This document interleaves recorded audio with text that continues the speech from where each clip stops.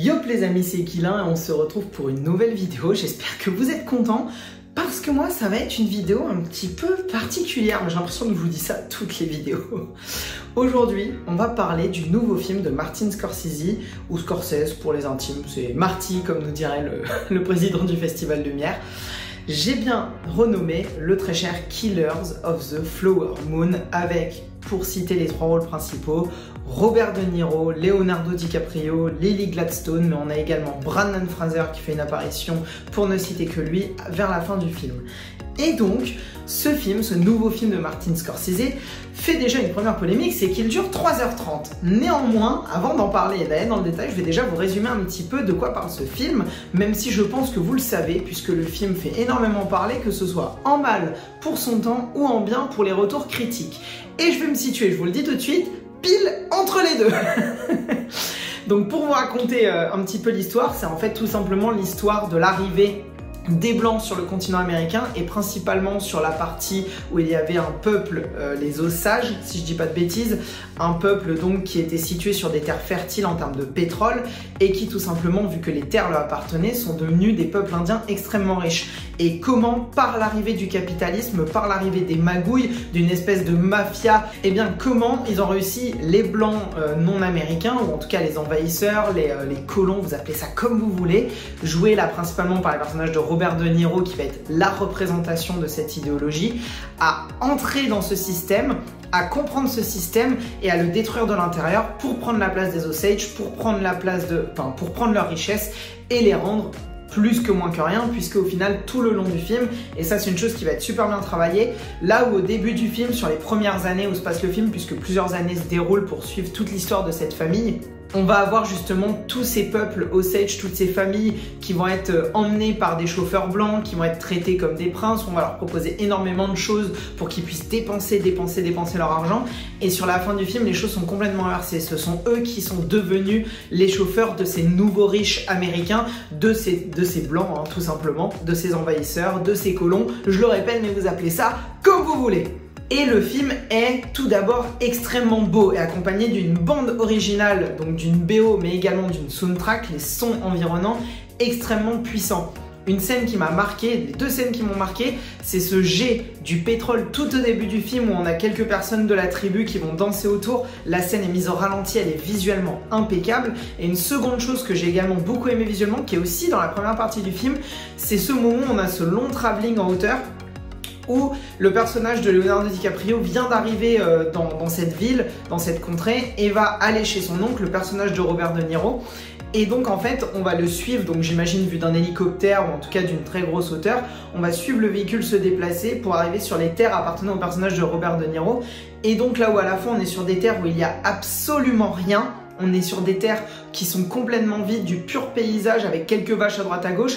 On va d'un coup arriver sur cette énorme zone qui va apparaître devant nous, remplie de foreuses à pétrole, mais à des kilomètres et des kilomètres, pour ensuite arriver sur le terrain du personnage de De Niro, où on voit à la fois quelques foreuses à pétrole pour lui faire comprendre il fait partie des plus riches. Boum, par la mise en scène, on montre socialement où est situé ce personnage que nous n'avons pas encore rencontré. Et aussi cette énorme quantité de vaches un petit peu partout pour dire il a compris la chose, il ne s'enrichit pas que d'un seul endroit, il ne met pas ses œufs dans le même panier. Et donc on va faire la découverte de ce personnage et on va suivre tout du point de vue du personnage de Leonardo DiCaprio, qui va être un petit peu le Benet Simplet, c'est-à-dire ce personnage qui croit tout comprendre, qui croit être bien dans la machine, alors qu'en fait il est tout en bas, il est manipulé par Y, par X, par A, par B tout au long du film. Ce Benet Simplet, aussi contrôlé un petit peu par sa femme, ou en tout cas manipulé.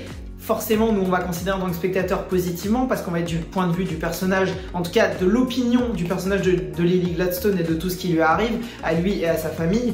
Mais d'un autre côté, il est effectivement influencé entre guillemets par le dernier qui aura eu la parole la plus choc. Un coup son oncle, un coup elle, un coup elle, un coup son oncle. Et pour le reste, oui, le film est très très beau. Oui, le film raconte une belle histoire, parce qu'au travers de cette histoire ultra intimiste de cette famille, on comprend tous les enjeux qui ont été vécus à cette période-là et toutes les atrocités sur lesquelles, entre autres, le continent américain, ou en tout cas les États-Unis, s'est fondé sur des meurtres, sur des assassinats, sur le capitalisme. Et aujourd'hui, les États-Unis en sont devenus le cliché ultime de ce système capitalistique.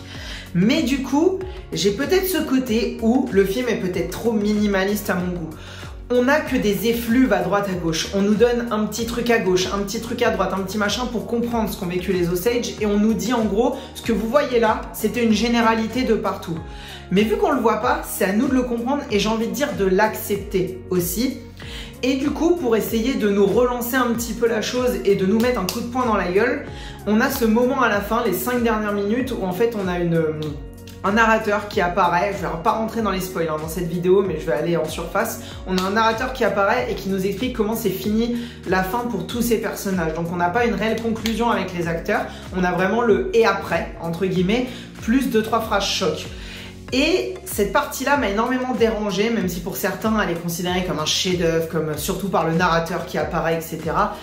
Pour moi, c'est une facilité scénaristique de nous faire un film de 3h30, donc qui est quand même un film assez long, assez intense. Il se passe pas tant d'action que ça, et sur le peu d'action qu'il y a, pour moi, il y a un manque de rythme, parce qu'on voit les choses arriver. On sait quel personnage va mourir, on devine presque comment avant que ça arrive, parce qu'on a un très gros build-up. Et c'est volontaire, c'est pour aller dans le détail de comment était manigancé, puisqu'on se met du point de vue des mafieux et non pas des victimes.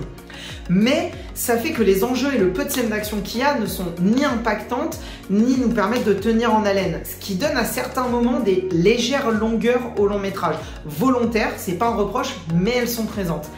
Et donc cette finalité, qui là par contre moi me dérange, c'est... Putain, on se tape 3h30 de film, allez, 3h15 du coup de film avec ces personnages, pour qu'au final, ce soit presque pas assez pour aller au bout, et on est obligé de nous mettre un narrateur qui nous raconte le « et après comment ça finit » et qui nous balance 3-4 phrases choc pour dire « voilà comment l'Amérique s'est créée ». Bah non, pour moi c'est un aveu de faiblesse de finir là-dessus, parce que ça veut dire qu'en gros, tu pourrais faire un court-métrage de 5 minutes hyper intense, et mettre la même conclusion de « et après » et faire ce petit message-là. Donc...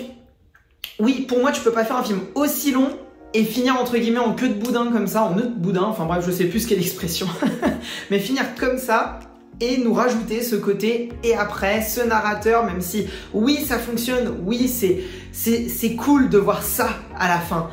Mais c'est juste cool. Et pour l'histoire qu'on vient de nous raconter, pour le temps qu'on vient de passer devant ce film, à essayer pour certains d'y tenir, ou d'autres à être passionnés devant cette histoire, je trouve qu'il y a un effet pétard mouillé de mon point de vue.